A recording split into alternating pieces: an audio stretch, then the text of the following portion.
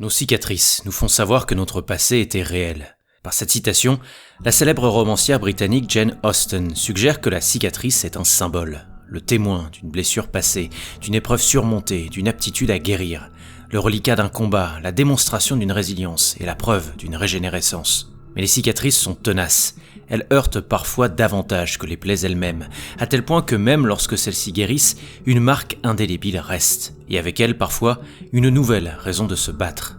Et c'est sans doute ce que Lewis Hamilton s'est rappelé à lui-même ce dimanche.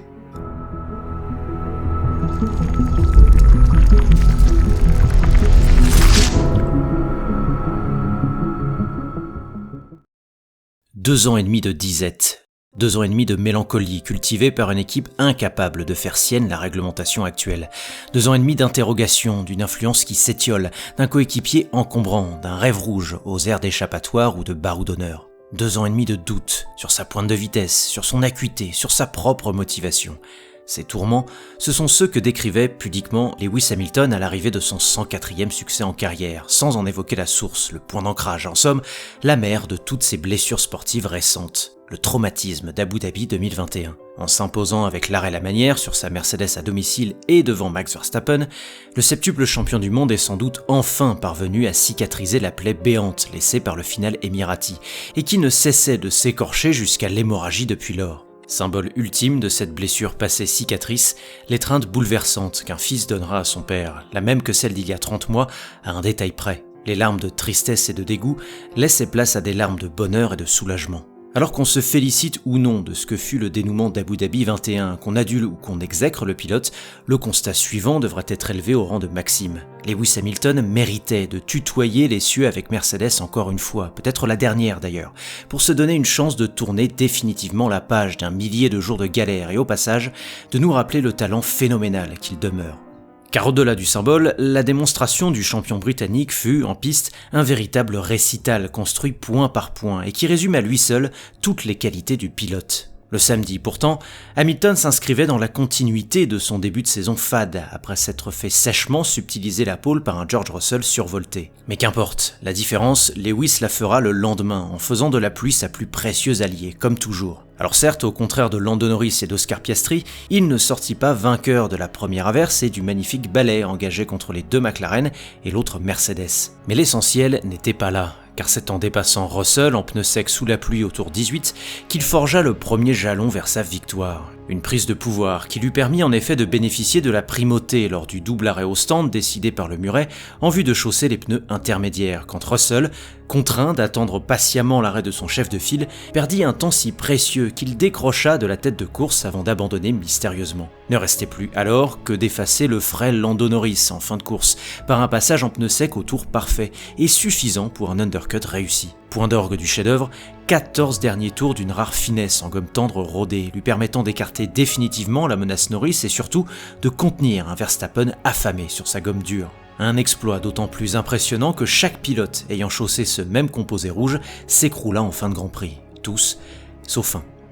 Mais si l'on met un pas de côté, cette deuxième victoire de rang pour Mercedes ne laisse plus aucune place au doute. La marque à l'étoile est de retour. Redoutable sur le semi-urbain humide de Montréal, compétitive sur les grandes courbes brûlantes de Barcelone, présente dans l'oxygène raréfié des montagnes autrichiennes et candidate au doublé sur le billard mythique de Silverstone, les flèches d'argent, après s'être vidées de leur sang depuis mars 2022, désinfectent enfin leurs plaies. Et les cicatrices qui émergeront ne rendront la marque à l'étoile que plus puissante dans les mois à venir. D'autant plus redoutable que leurs stigmates du passé ouvrent de nouvelles blessures chez leurs adversaires. Car c'est précisément la différence entre une équipe marquée par le sceau de l'expérience et celle teintée d'une jeunesse manifeste. Dans un cas, les plaies se referment et se raréfient à la manière d'une leçon retenue, et dans les autres, elles s'ouvrent, se multiplient et risquent de s'infecter. Dans ce contexte, McLaren et Ferrari ont beau rester deux écuries à l'histoire inégalée en Formule 1.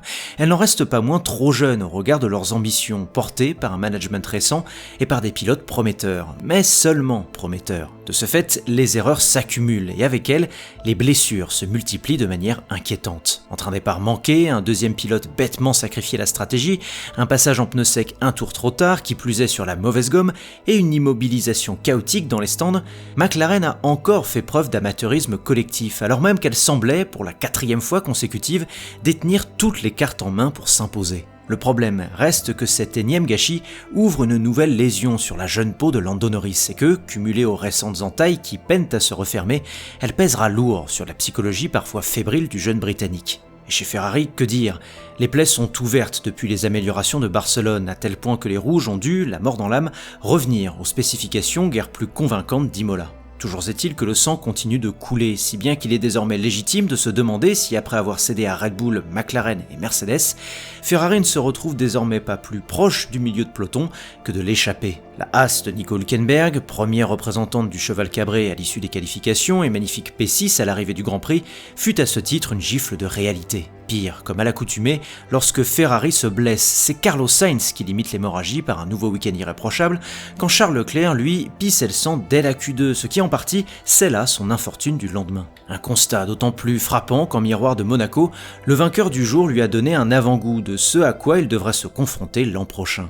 Pire que les blessures de jeunesse, reste la mutilation de soi. Et Red Bull n'y est pas étrangère. Elle qui saigne encore d'une crise politique à bas bruit depuis le début de l'année, se tire une balle dans le pied à chaque week-end en conservant Sergio Pérez au baquet qui est le sien. Alors certes, les 11 petites unités marquées au cours des 5 derniers rendez-vous, couplées au naufrage complet de Silverstone, commencent enfin à mettre la puce à l'oreille de Christian Horner. Mais toujours est-il que la présence inacceptable de Checo chez Red Bull laissera au mieux des cicatrices à une équipe qui préfère visiblement la vente de canettes au Mexique à l'obtention d'un titre constructeur. Dans tous les cas, rien n'y fait, car Red Bull a enfanté un monstre insensible aux sévices du temps, aux blessures et aux cicatrices, et qui à chaque fois s'en sort avec un avantage grandi. Au volant d'une RB20 objectivement troisième force du plateau, Max Verstappen fit en effet preuve d'une patience et d'une intelligence de course qui en fait l'autre grand gagnant du rendez-vous britannique. Certes, son équipe lui concocta une stratégie aux petits oignons et des pit-stops parfaits, du passage en intermédiaire à celui en sec. Mais comme toujours, le pilote fit brillamment le reste, avec un dernier relais en gomme dure qui glace le sang. Pour autant, le fait d'échouer à quelques mètres de la consécration derrière une Mercedes et sur un circuit aussi significatif que Silverstone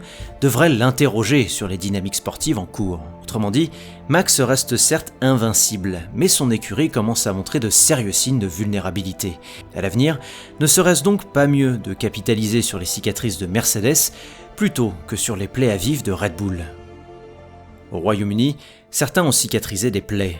Mercedes et, à titre personnel, Lewis Hamilton ont pu enfin guérir symboliquement du souvenir douloureux d'Abu Dhabi 2021 et des longs mois d'hiver qui s'en sont suivis. Les stigmates de 3 ans d'âge de la marque à l'étoile sont ainsi et soudainement devenus un atout d'expérience, de résilience, de ressources.